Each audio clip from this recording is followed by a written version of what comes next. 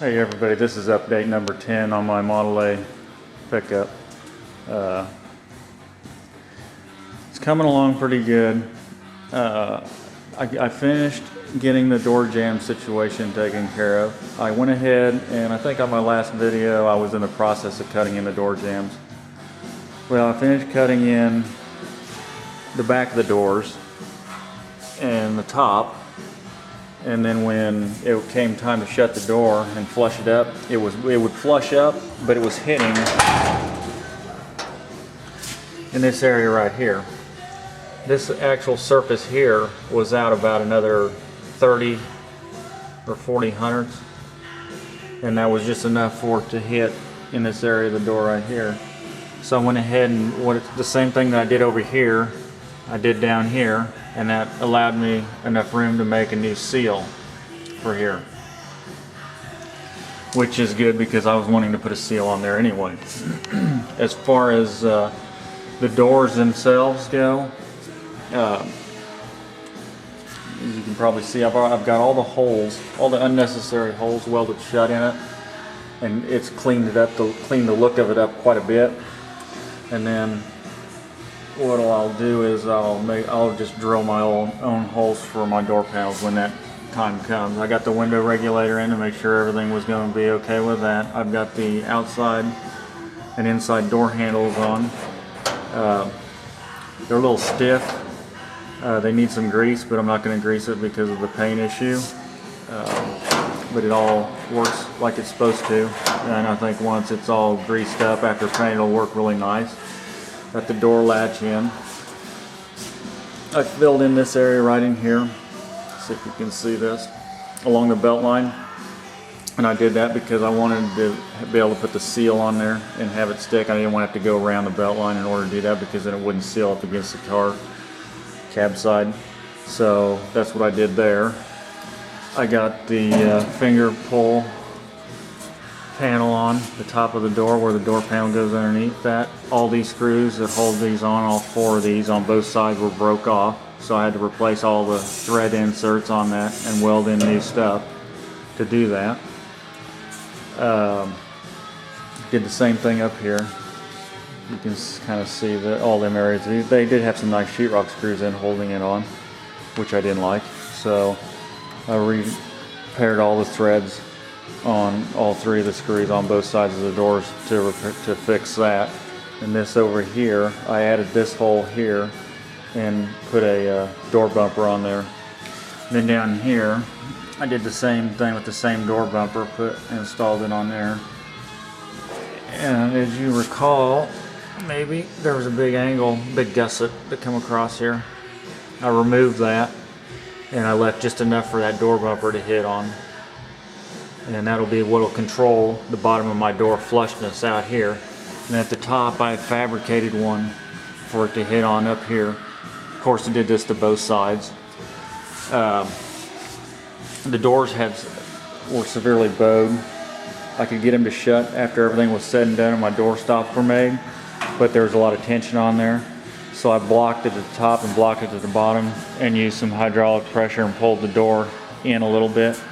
And it made it so it latches real nice now. And you can only hear a single click.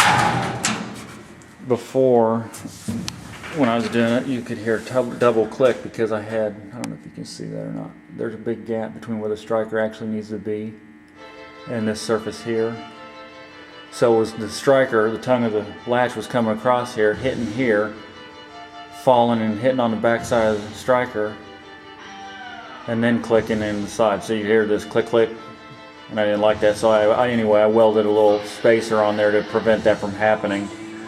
I did get my door jamb wood rabbited in these areas here, had to be rabbited and installed.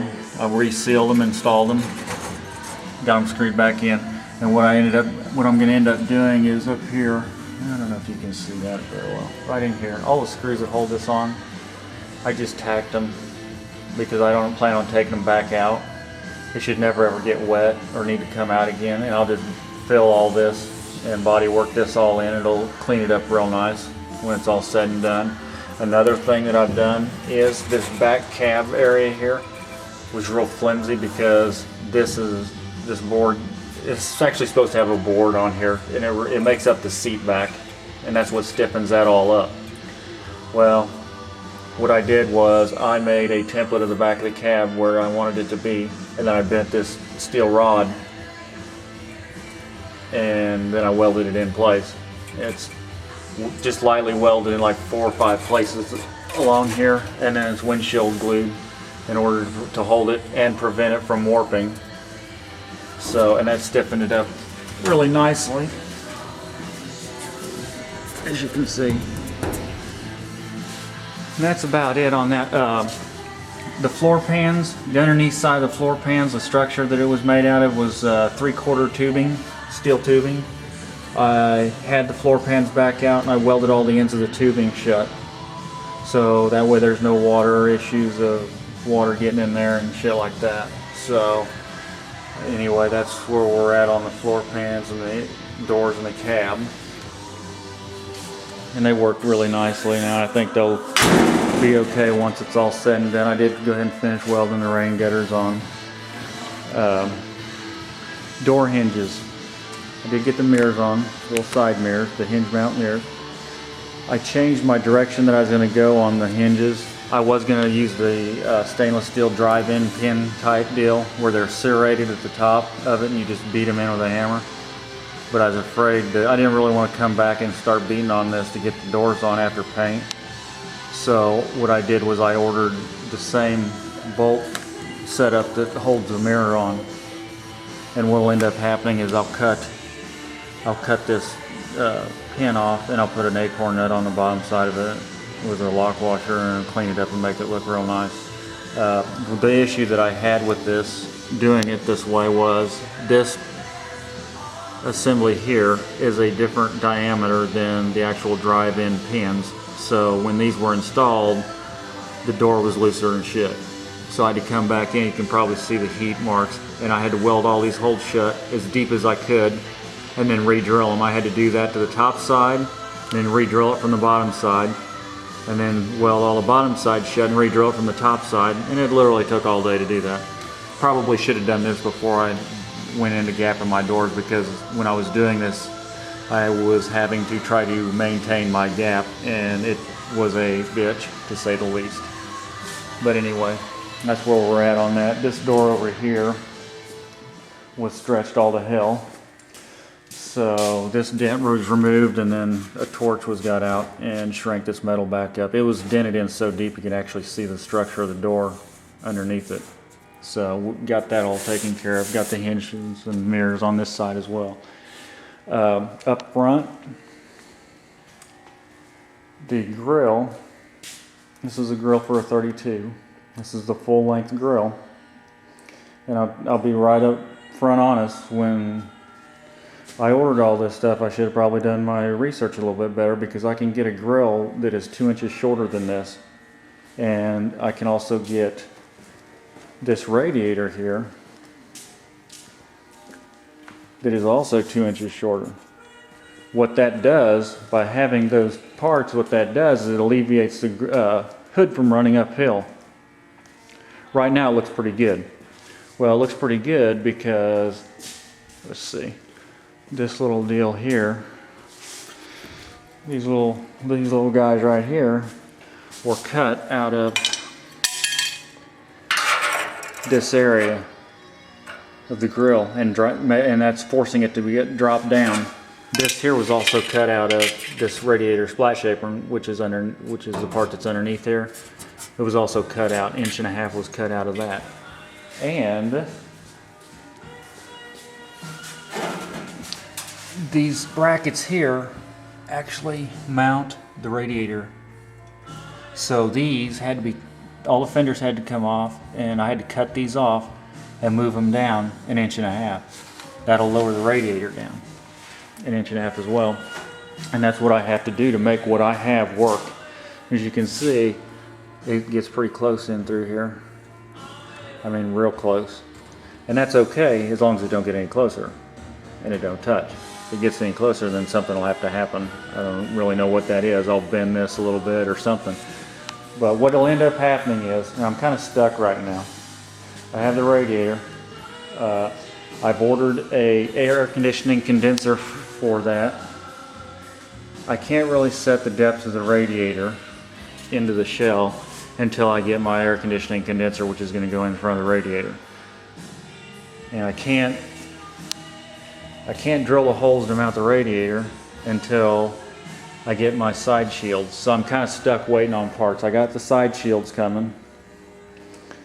Originally I wasn't going to run side shields. I was just going to do the street rod hood, and that was going to be it. But because I ordered this is a Dan Fink two-way hood system. This is the driver's side. This here part mounts to the hood. This part here mounts to the hood, and this mounts to the cowl and the grill. You see all this, and I thought that was kind of ugly, so I elected to go ahead and order the hood sides to go with it. Now I'm just waiting on all these parts to come in so I can kind of continue on. But I got kind of antsy. I wanted to see what all this was going to look like. And when everything's finalized, I'll come back in here. And this little part here is going to be really modified a lot. This part angles like this, kind of slopes forward the farther it comes down. Well, by lowering this, that makes this surface here deeper into this surface, and that don't work. So I'll have to come in here, I'll have to cut that there, and I'll have to roll that back, and then I'll hold this little part here back behind it on the back side. You can't see, but anyway, that's what's going to end up happening. And I'll line this edge here up with the bottom here with a nice little, I don't know, 1/8 inch gap, and then draw a new line on there, and then I'll weld that on the back side and then finish welding it here and here. So that's what'll have to happen to that. But the grill is actually pretty close to where it's going to be at dimensionally, as long as the dimensions that those hood sides are supposed to be are correct. It's pretty close to where it's going to be at. This rod here is cut to the exact length of the hood. So I know that it's pretty close as far as the top side of the grill where it's supposed to be at. But like I said, I'm just kind of waiting on all my parts to come together. They all should have been here by now, so I'll have to get on finding out where they're at. But anyway, that's where I'm at on it. Thanks everybody for watching. Bye.